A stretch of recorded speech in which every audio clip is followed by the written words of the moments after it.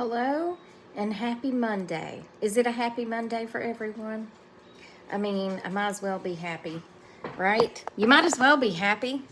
You gotta be something. And of course, as soon as I started making a video, my dog wants out because, that's what I do is walk back and forth and open doors and close doors.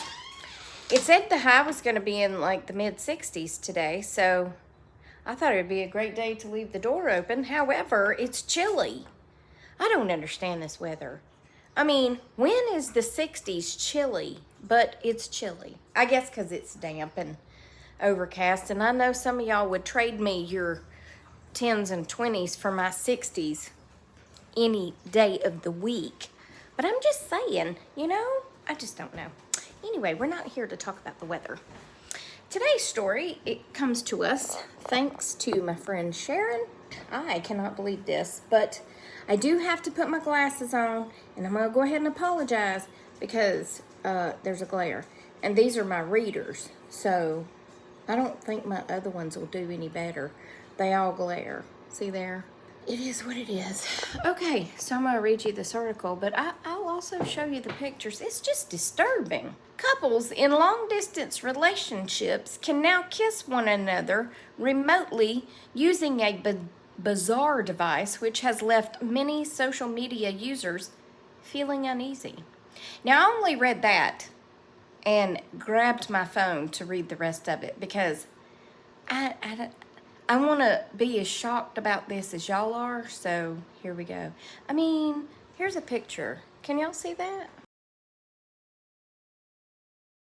The remote kissing product was invented by a team of students at a university in East China's Jiangsu province, having been patented by the Changzhou Vocational Institute of Mechatronic Technology. It has a mouth-shaped silicone feature that the user can press their lips onto, with the romantic gesture then transferred to their partner's device, simulating the sender's pressure, movement, and heat using sensors. And through the power of modern technology, the pecking device can be linked to a phone using Bluetooth, an app, before sending the replica of the kiss to the desired recipient. This means you could be miles away from your lover and still share a cheeky smooch, albeit a slightly robotic one. The amorous mobile phone accessory was created by a university team helmed by graduate Zhang Zhongli, who is listed as its leading inventor. Speaking about how he came up with the novel idea, Zhongli said, "In my university, I was in a long-distance relationship with my girlfriend, so we only contact with each other through phone. That's where this inspiration of this device originated." According to South China Morning Post, the product cost 260 yuan, U-Y-U-A-N, US $38 each, and 50 yuan for a pair on the Chinese e-commerce platform Taobao, T-A-O-B-A-O, which is reportedly selling at a rate of more than 100 per month. One happy customer wrote in their online review, "My partner didn't believe that remote kissing could be achieved at first, so her jaw dropped." I bet it did when she used it. "This is the best surprise I have given her during our long distance relationship. Thank you, technology." Understandably, some people aren't quite sold on the idea just yet. A video of the gadget in action was posted on Reddit recently with the caption explaining, "Remote kissing device recently invented by a Chinese university student This device is designed specifically for long-distance relationships and can mimic and transfer the kiss of a person to the mouth on the other side. One person commented to say concept was hella dystopian, while another wrote, oh yeah, because people would totally be cool with me walking around with the robotic fleshlight, not flashlight, but fleshlight attached to my phone. Another said, someone's going to find different uses for this. A third added, human-made horrors beyond my comprehension. Many others said that they'd seen a similar idea on The Big Bang Theory, with one asking, didn't Howard invent this on The Big Bang Theory? According to the Global Times, it's believed that Jiang applied for a patent in 2019, but this ended in January this year, and he now hopes the idea can be built upon to perfect the design. And then the next article reads about a woman who didn't have her first kiss until she was 32. Maybe she should have had one of these. I mean, wow, I just don't even know what to say about this. Anyway, let's take another look. I'm going to turn my camera around. Okay, hold on.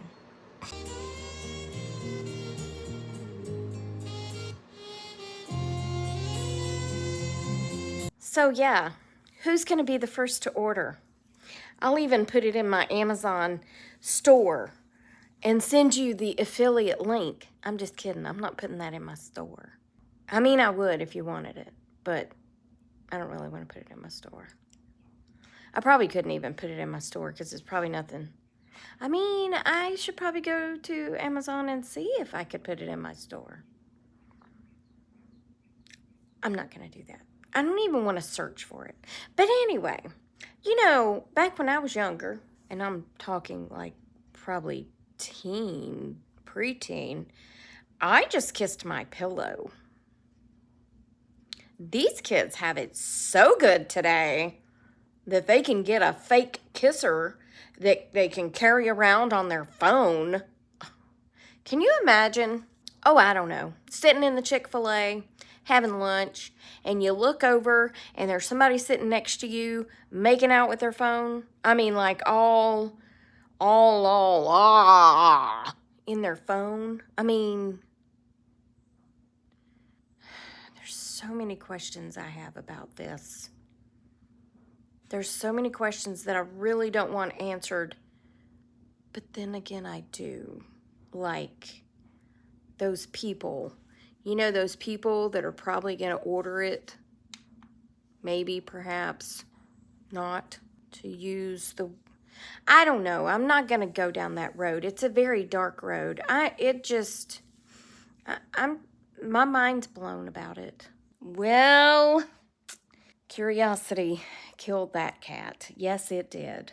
It got the best of me, and I went to Amazon to see if I could find it. I just wanted to see. It's not on there, but I'm afraid since I searched for it that I'm going to start getting all kinds of suggestions. Why did I do it? I knew better. The thoughts of this thing takes me to, like, jail. Because I'm sure these would be greatly appreciated in the jailhouse. You know what I'm saying? Kissing with their loved ones. Yeah, that's what they'd be doing. But it did remind me of when I did work at the jail. You know, you can go see your loved ones as long as, well, I don't know how it is now, but back then, back in the day, if you wanted to go see your loved ones, then your loved ones had to make sure you were on the list, the beloved list. You know, that way, only the people who were on the list were supposed to show up. That didn't always happen that way because sometimes girlfriend and wife showed up at the same time on the same day. And that was exciting times. But way back, they would sign in up front. And I used to work the visitors area. And they'd sign in. They'd want to leave money on their account.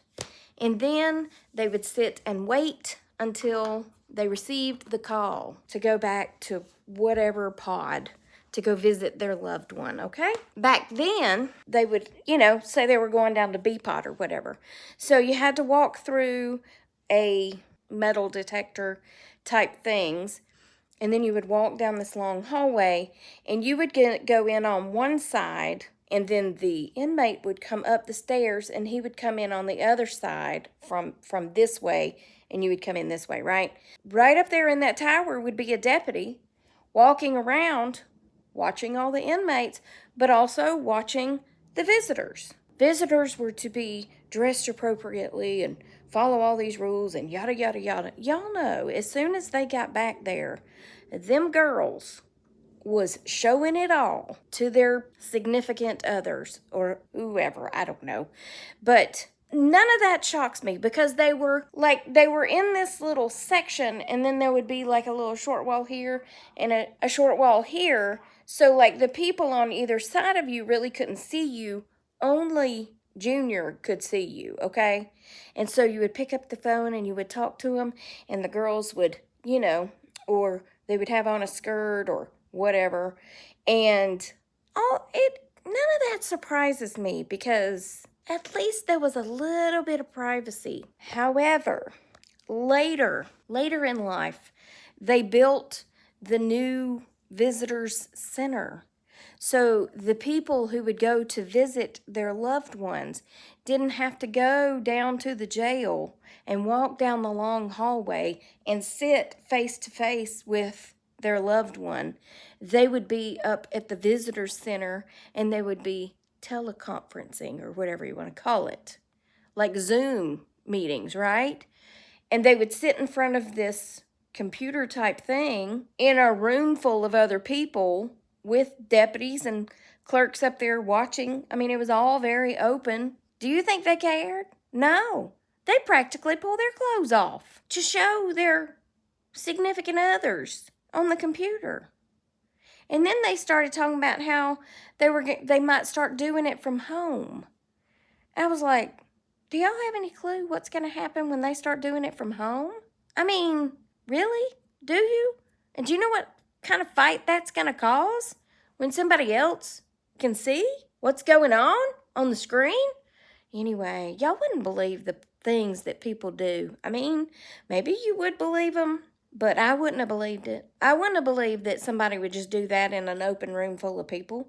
I mean, I probably would now because people have absolutely no privacy or modesty or anything. They just whatever.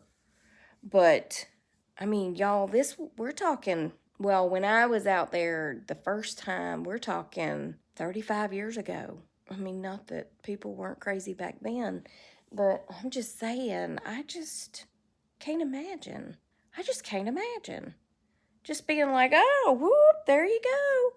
Right in front of God and everybody in that visitor center. I don't understand. But yeah, sometimes Becky Sue and Bobby Joe would sign up, get there at the same time.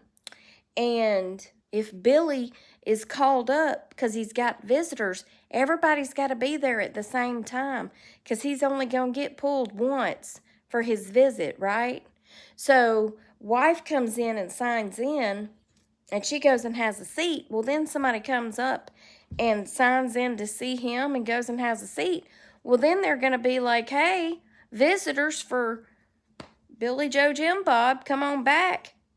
Wife and girlfriend get up and start heading back to the same, because they would assign them like a little area. And yeah, they would both be like, who are you? Well, I'm Becky Sue. Who are you?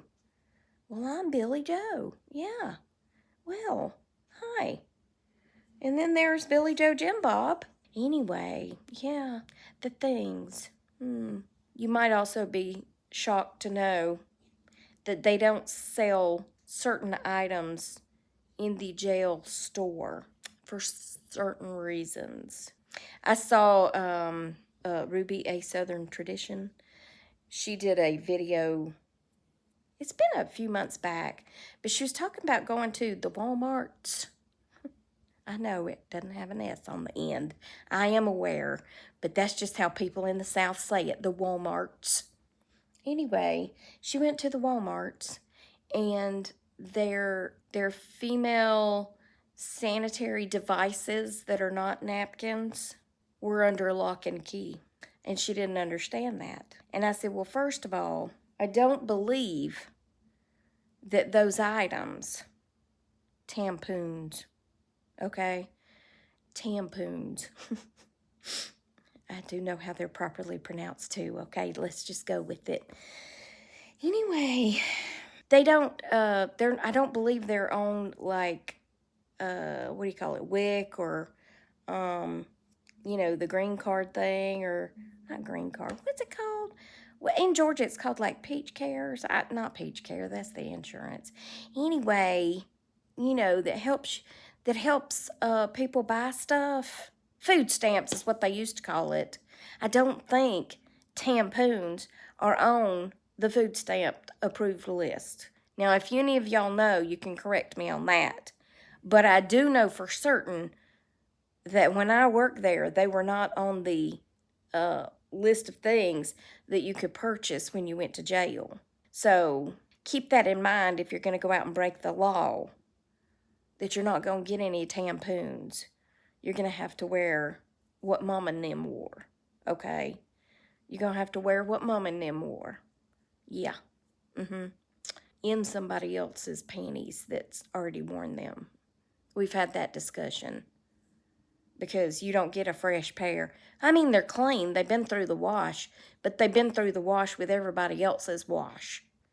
And then you're just going to get those panties that everybody else has worn with a box of napkins. So, don't go to jail. I highly recommend that you don't go to jail. There's certain things that they don't serve on the food line and certain things that they don't sell in the store. So I'm thinking, if these kissing devices make it to the States, if they do show up on Amazon for the $35, I can guarantee you they're not going to be approved. Because you're not even supposed to have a cell phone in jail. Although pictures and videos do be coming out of the jails and prisons. So somebody's getting their cell phones in. One last story for the road, and then I'll let you go. I was walking down this really long corridor going back to my office, and I see like a maintenance worker. No, not a maintenance worker. He's like a landscaper type person, but he works at the sheriff's office. And he's outside with these, what we call inmate workers. We used to call them trustees, but apparently that was no longer politically correct, so we had to start calling them inmate workers. And so I'm just walking down this long corridor, and there's windows all down this hall. And it's a connector. It's like the 285 connector that connects the old building to the new building, okay? So all it is a very long bridge with windows on either side. So I'm just walking down through there, and I'm looking out the windows, and I see the landscaper, and I see the inmate workers. Well, then I see this one inmate worker, and he's walking away from the person who's watching him. They're all cutting grass and weed eating and all the things, right? And he's walking away and looking back like this.